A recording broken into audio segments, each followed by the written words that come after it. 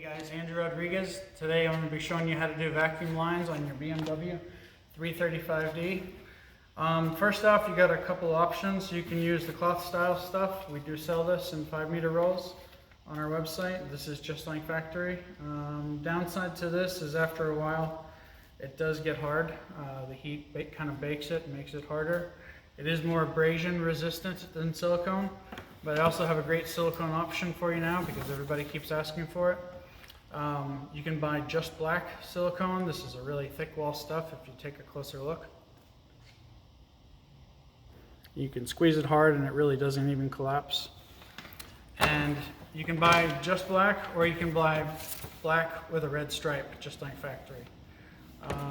And I'm going to show you some tips and tricks today for installing this. So when you're taking vacuum line off these actuators, you do not just pull. You're going to take a razor like this, and you're going to cut a few times going across, and then you're going to twist, and it'll come off. So I'm going to do the same thing right here. I'm going to cut. Not pulling, we're twisting. Comes off. Alright, so this in itself is a fun thing if you don't know how to take it off the car. I'm going to show you how to get that done.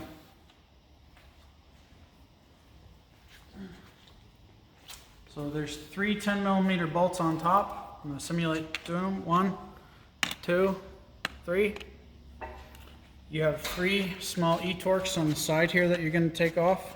This is for the exhaust manifold pressure sensor. You want to leave that hanging on the side of the car. I'm going to show you what that looks like right now. See, we just have it hanging right here. And then the next one to get off is pretty easy. So I'll come right here and take that off. And then this is the hidden one. To get this off, you're going to push in on this, and you're going to pull back, and then suddenly you're going to have access to go in and get out that final bolt. So, with all 5 bolts out now, it comes off very easily. If you wanted to change out the vacuum actuators on this, we do sell them. And you're going to take out these 1, 2, 3 10mm nuts inside to release this.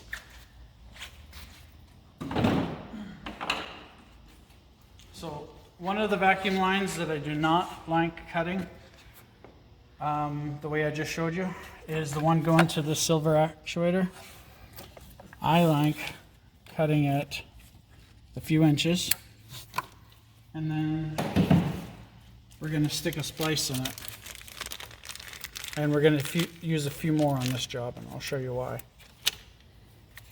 So we're going to push that in, and that's perfect, and now we can add more vacuum line onto it.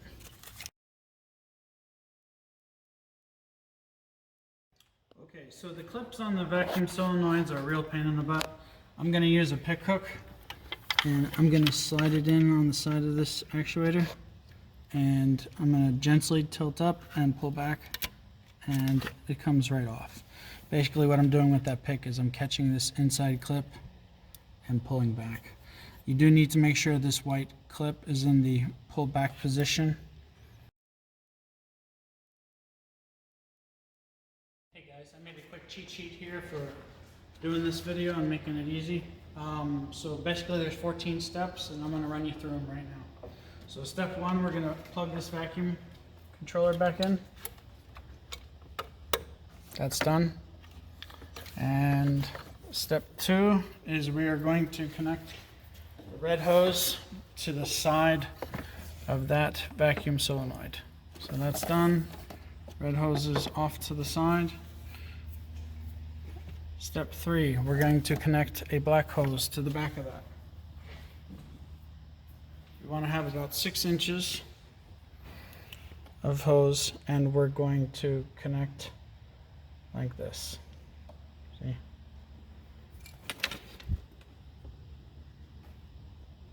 That's done.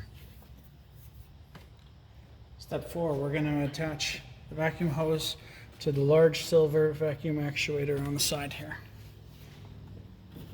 For that, I'm going to use about 12 inches, which is too much, but I'll show you why. That makes your life a lot easier.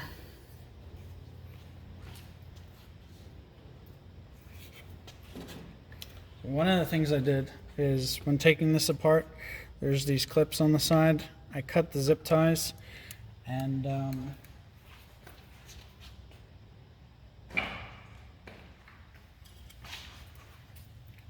using these again is real simple.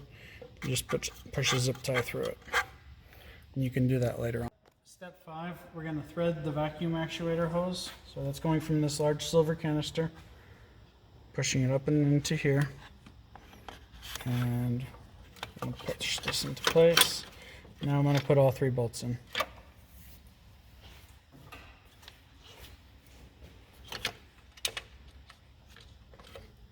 And don't forget your 2 on the bottom.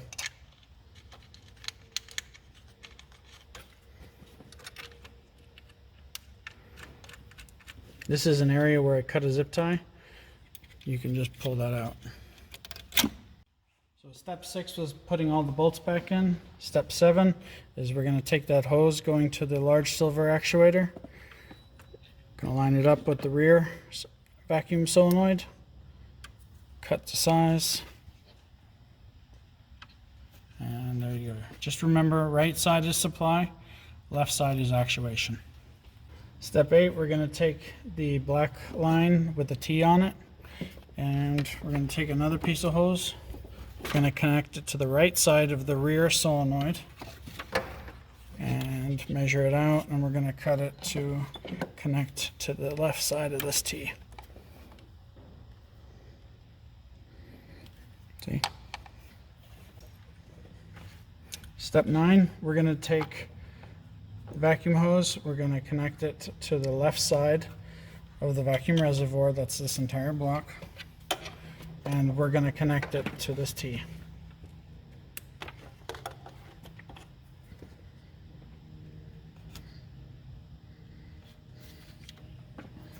So step 11, we're going to run vacuum hose from the front solenoid.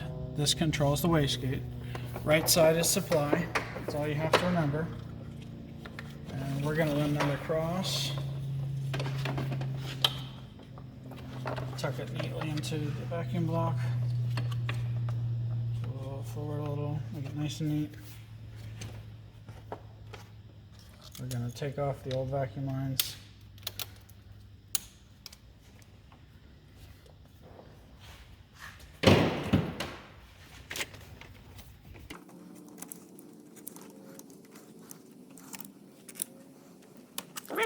I'm going to run my line through here.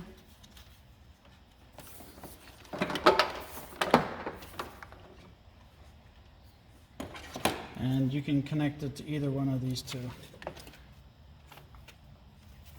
Doesn't matter.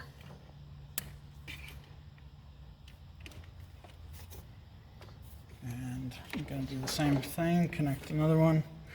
And this is going to go to the vacuum reservoir on the right side.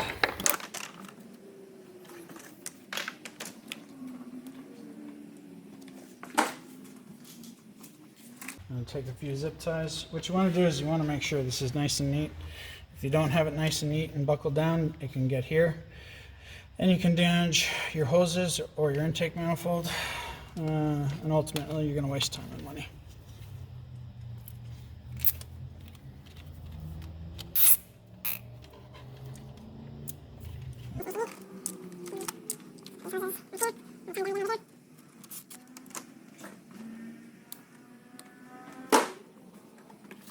Alright, so we have supply 1 going to the vacuum reservoir, supply 2 goes to the wastegate controller, and then we're going to plug in the output side of the wastegate controller, tuck it into the block.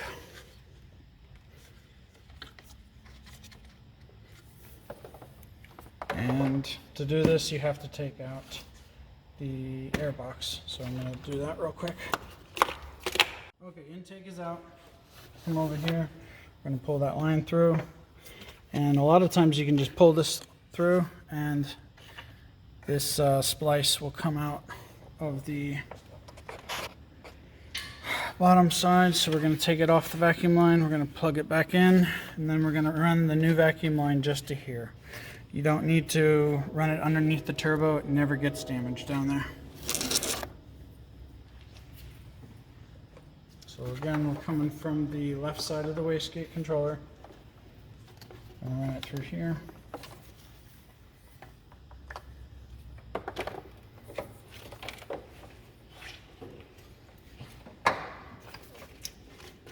Bring it down, find the right length,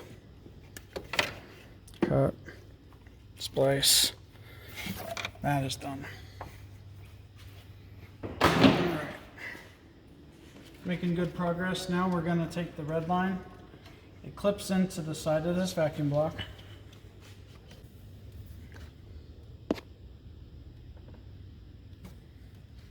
And then we're going to run the hose across and tuck it in. Now, I actually like to cut the red hose right about here. We're going to put a vacuum splice in it. And this just makes it so you can take the stuff under the engine apart easily. You don't want to put a splice above the turbo. It does get hot enough to melt it, and vacuum will make it collapse.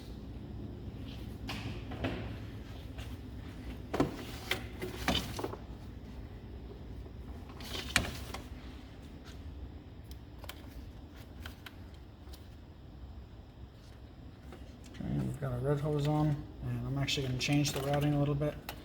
I like running it through the silver thing, which is heat shielding on the small turbo oil feed line.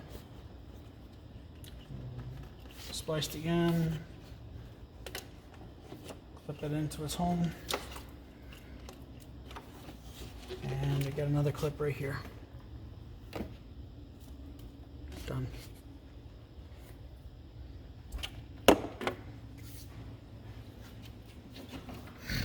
Okay. So at this point, everything's pretty much done. Got vacuum going here. Vacuum's all connected over here. I'm gonna plug the lines back in to the solenoids. In a few minutes, we'll go ahead and zip tie everything down nice and neat. The other thing I like to do is on the front side, it's really easy to do vacuum diagnostics. If you cut both hoses here and you put a splice in.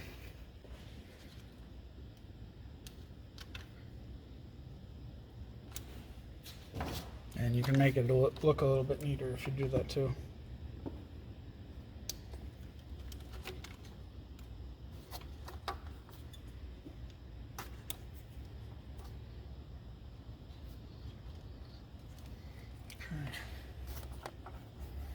Alright, everything's looking nice and pretty.